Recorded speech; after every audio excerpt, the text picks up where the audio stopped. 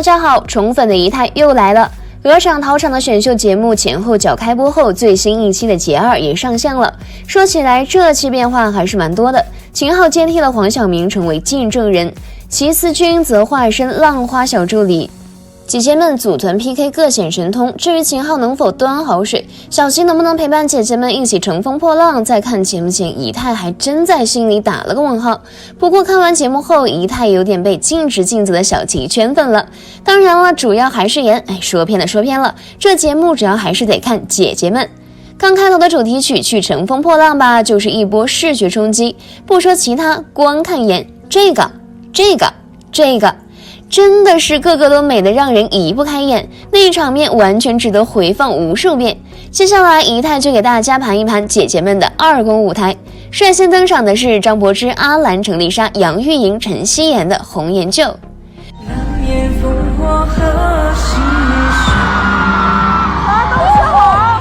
熟悉的歌声一响起，琅琊榜里的林殊哥哥和霓虹郡主的绝美爱情直接原地重现。这组的倭寇绝对没得说，阿郎唱功无敌，杨钰莹也做出很大突破，张柏芝的古装扮相的确没得说，真的有让人一秒梦回河东狮吼的魔力。仪态甚至想把他所有的古装角色全部重温一遍，《蜀山传》里的李英奇，《钟无艳》里的夏迎春都是满满的回忆啊。总之这组整体颜值都很能打，要是只看颜的话完全可以出圈，但配上一段让人尬到抠出31听的舞蹈，真的就整段垮掉。动作不齐，严重不齐，扇子鸡肋，严重鸡肋。作为唱跳比赛来看，应该算是严重偏科。而这里面被炒得最惨的还是张柏芝，一攻之后他就被指划水，整个舞蹈只会叉腰摆 pose， 连走位都走不到点上。到了手指舞的部分，更是整个人僵在原地，真就是靠着整张脸跳完了一支舞。甚至还有人直言张柏芝站桩式表演，划的水能把长沙淹了，不配留在浪姐。因为吐槽的人太多，以至于社交平台上出现了张柏芝划水的专题，阅读量还相当可观。讲真，这要搁创造101之类的选秀节目里，他可能直接被评 F， 然后一路吊车尾直到被杀掉。可神奇的是，他竟然是挑战组第2名，成功晋级了。这次的2公舞台他又顺利晋级，还有爆料说他会一路走到4公，难道真的是谁有名气谁就不会被淘汰？咱也不知道，咱也不敢说，还是再看看其他姐姐的舞台吧。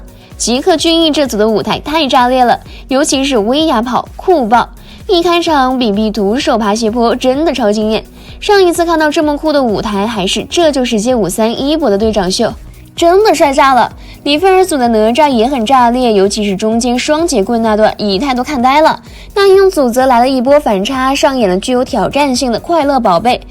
还没开演，娜姐就被这个舞蹈难哭了。这样一来，期待值直接拉满，实际的舞台表现真的惊艳。穿起西装的姐姐们美绝，江映蓉的 solo 让人眼前一亮，王鸥一如既往的美艳。组合的实力也不用多说，娜姐的舞蹈进步很大，陈梓彤也不拉胯，这组就地成团吧。最后说一下陈小云、袁姗姗、金巧巧、张馨予、董洁的来，这组唯一惊艳到仪态的就是吊带红裙的陈小云，真的美翻了。这条件不当爱豆着实可惜。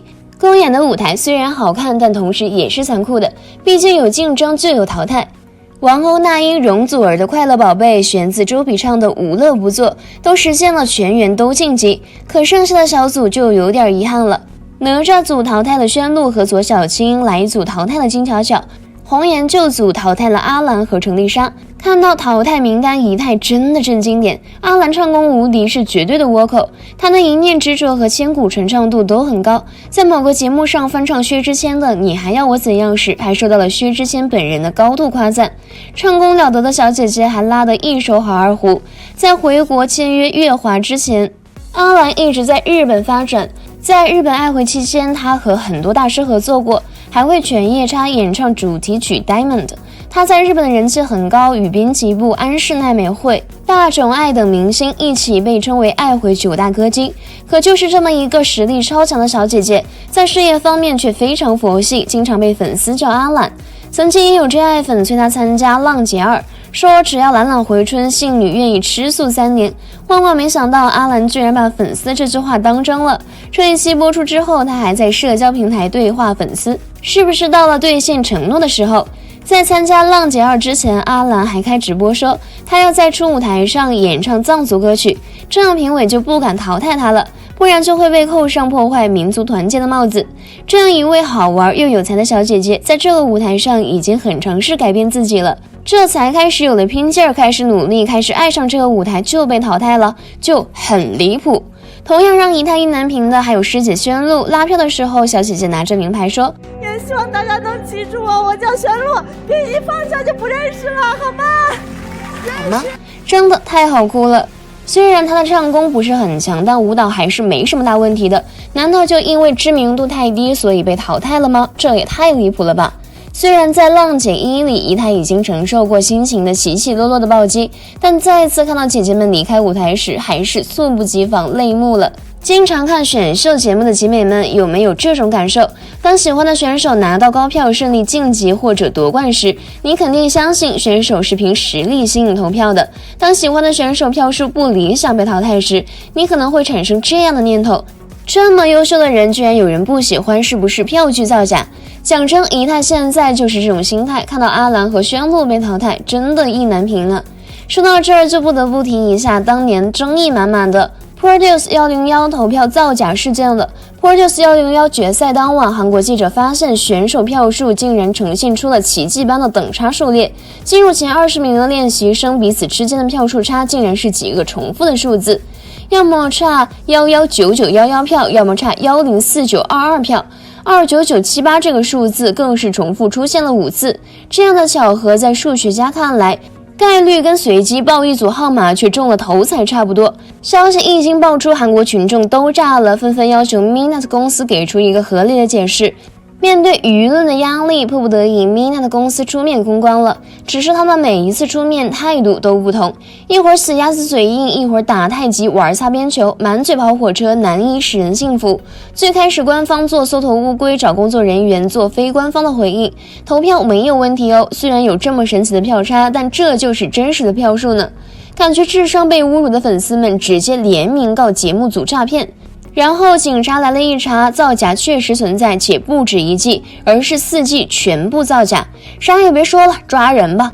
其他在国内大火的选秀也出现过，平时人气低的选手总决赛瞬间逆袭，平时人气高的票数却极低的情况。但是到目前为止，国内还没有哪个热门选秀综艺被抓到造假的证据，只是有很大嫌疑而已。当然，你也可以认为这一切都是巧合，都是命运的安排。不过话说回来，选秀节目归根到底就是一场市场竞争，作为看官我们还是仅供娱乐吧，认真你就输了。好了，今天的视频就到这里了，如果喜欢四姨太的视频就请多多订阅和关注，四姨太每天都会更新精彩娱乐资讯哦。